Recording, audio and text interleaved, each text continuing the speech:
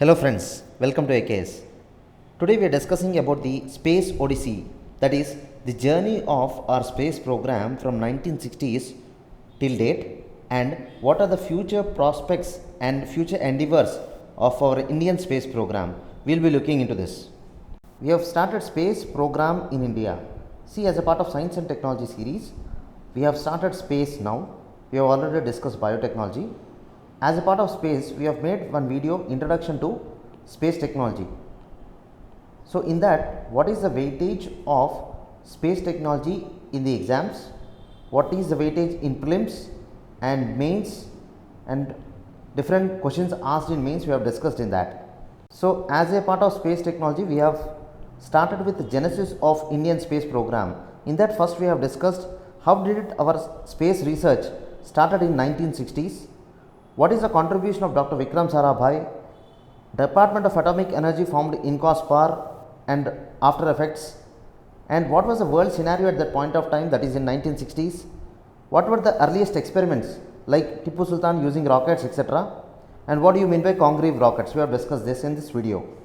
You can watch for further understanding of this topic. In the next one, Genesis 2, that is bicycle to billion days. In this video, we have discussed about Tumba Equatorial Research Launch Station. What is its prominence? What do you understand by geomagnetic equator? And what are sounding rockets and what is its prominence? And next we have discussed about satellite telecommunication system and first indigenous rocket Rohini 75. And after that we have discussed Aryabhatta, which is the first Indian satellite which has been launched. And we have also started with ISRO. How did it started and what is its prominence? We have started about ISRO. So what we will be doing is, we will be looking into both static and latest happenings in science and technology, and parallelly we will also be looking into the previous prelims and mains questions which have been asked, and we will try to solve them so that you will understand what is UPSC asking in terms of science and technology. See, the questions are quite dynamic in nature and you need to know some scientific concepts to understand science and technology. So we will try to incorporate as much as possible. We will stick to the syllabus, but we will also expand our horizon when necessary. Okay, let us see the first 2018 prelim questions. The first statement: the Earth's magnetic field has reversed every few thousand years. If you observe, in the previous class we have discussed about geomagnetic equator. What does that mean? To understand that, you can watch Genesis 2 video. So the questions are quite dynamic in nature. And the second statement is, when the earth was created more than 4,000 million years ago, there was 54% oxygen and no carbon dioxide. This is the second statement. The third statement is, when early organisms originated, they modified early atmosphere of earth. So this is the 2018 UPSC question. Just think about it. What could be the probable answer? So the statements here are: A, 1 only; B, 2 and 3 only; C, 1 and 3 only; and D, 1, 2 and 3. See, if at all we have to answer this question, first let us pick up some redundant statements which cannot be correct. See, in the second statement, when the earth was created more than 4,000 million years ago, there was 54% oxygen and no carbon dioxide. See, carbon dioxide being 0 might not be correct. So in this way, you can eliminate the statements and come to a conclusion. So the answer is 1 and 3 only.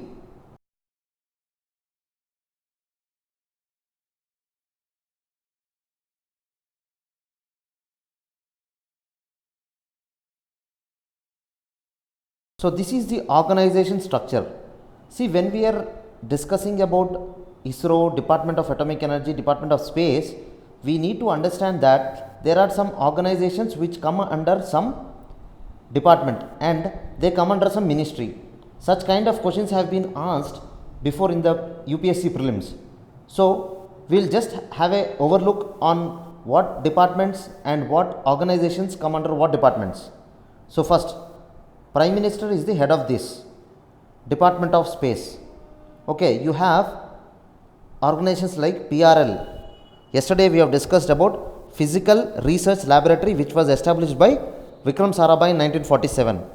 Next is National Atmospheric Research Laboratory, Northeast Space Application Center, Semiconductor Lab, IIST, that is Indian Institute of Space Science and Technology. So Antrix, we know that it is the commercial wing of ISRO. And if you see the ISRO Council and different organizations, first is Vikram Sarabhai Space Center, Liquid Propulsion Space Center, SDSC SHAR, that is Satish Dhawan Space Center, and URSC, UR Rao Satellite Center, and SAC, Satellite Application Center, NRSC, National Remote Sensing Center. See, we should understand each organization has its own mandate. For example, National Remote Sensing Center will be useful for finding out mineralogy in the earth, etc.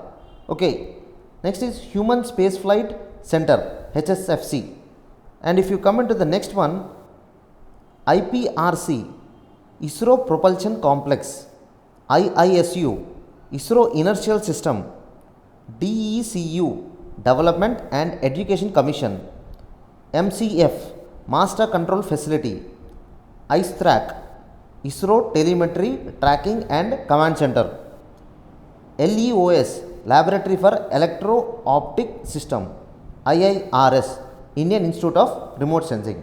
See, just understand, when you are sending a rocket out of the atmosphere into space, what kind of coordination is required in between so many organizations, from semiconductors to liquid propulsions to cryogenic engines, etc. So all organizations are in collaboration and they ensure that the rocket or launch vehicle or any other space related satellites work in coherence.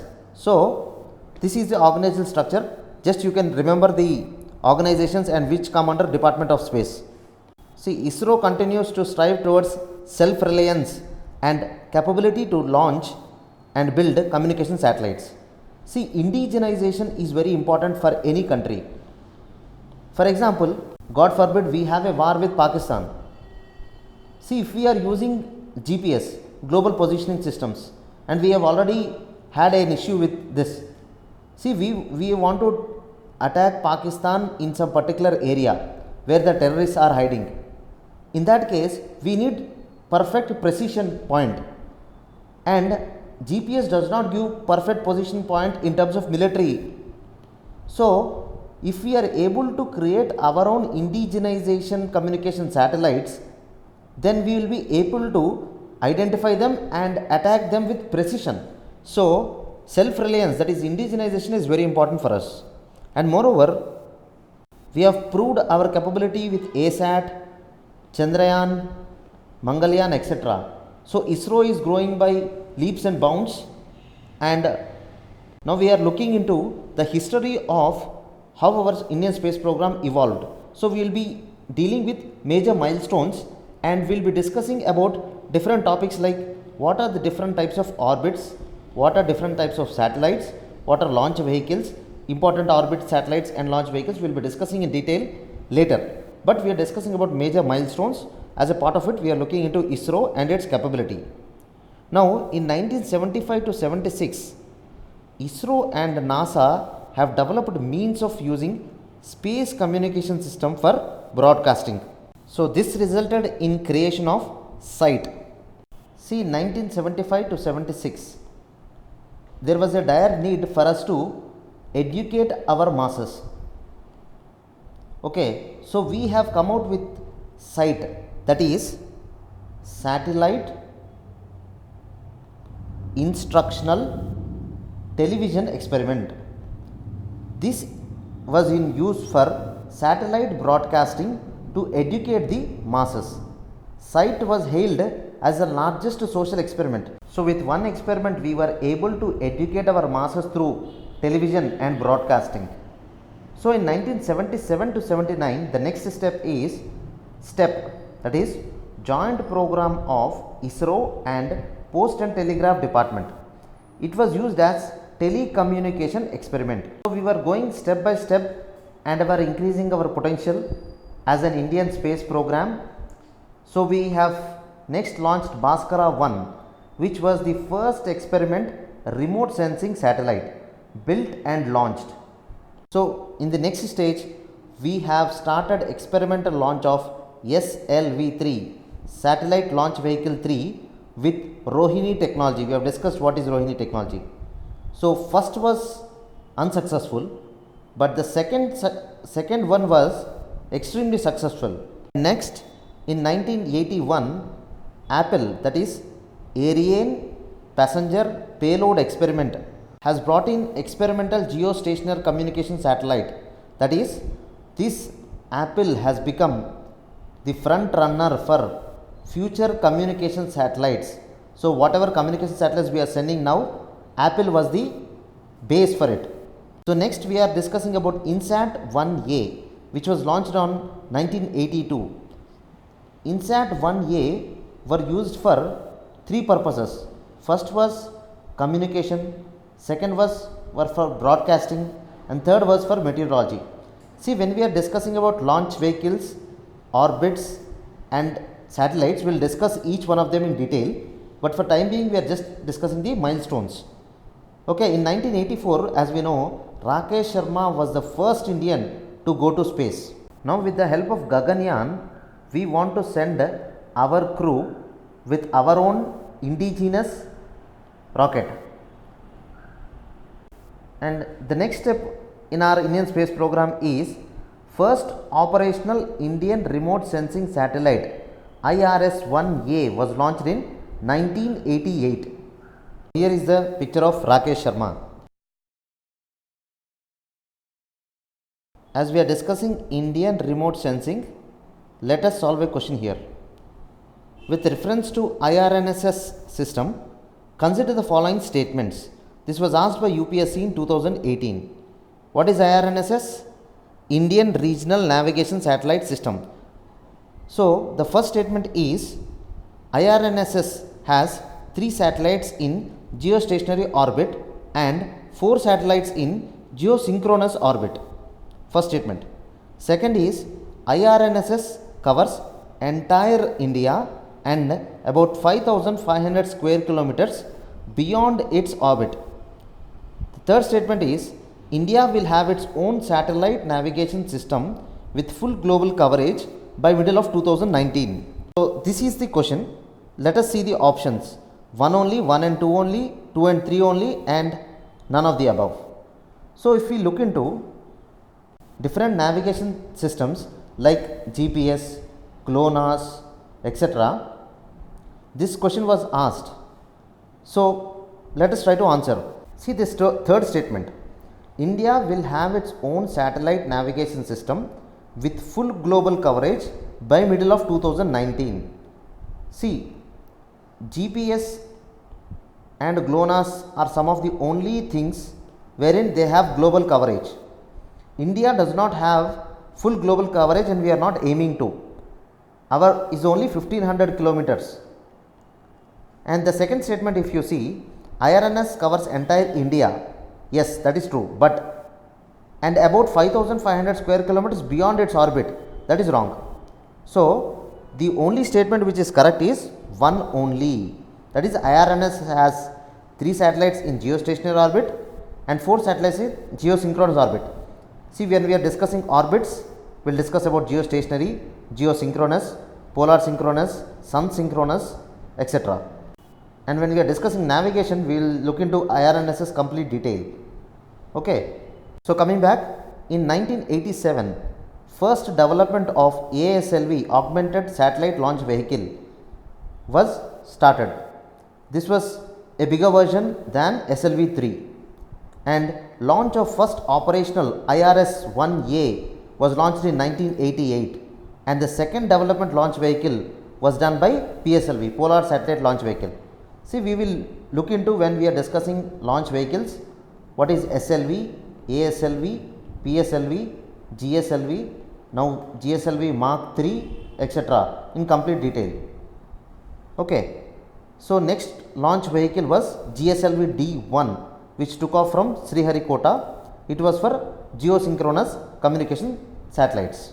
Next is INSAT 4CR, which was launched by GSLV F04. One of the heaviest satellites were launched. See, GSLV are capable to carry up to 4 tons of weight. They can carry heavy launch satellites. And next is PSLV has launched Chandrayaan 1, which was successful. We were able to find out water in the moon. And in 2012, ISRO's 100th mission was successful, carrying foreign satellites. And in 2013, PSLV C-25 was successfully launched Mars orbital mission, which was from Sriharikota. We have discussed till 2013.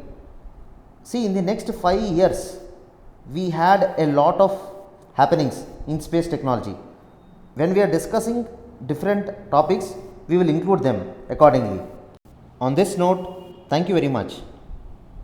So a lot of students are asking both physically and virtually that about the sources to be followed for science and technology and the material. So on the sources part, I have made a video on science and technology series. In that we have discussed what are the sources which we have to follow and what are the tips and tricks to be followed. So you can watch for sources. And on the material part, what we'll do is we'll make a compilation of PPTs and PDFs and some other material into a comprehensive book, and it will be released soon, so that it will be a ready reckoner for any exam. In that we will try to include all prelims, mains, question and answers, and the static and the latest happenings, so that it will be a useful source. So apart from that, if you have any feedback, suggestions and comments, the comment box is open for you. Thanks again.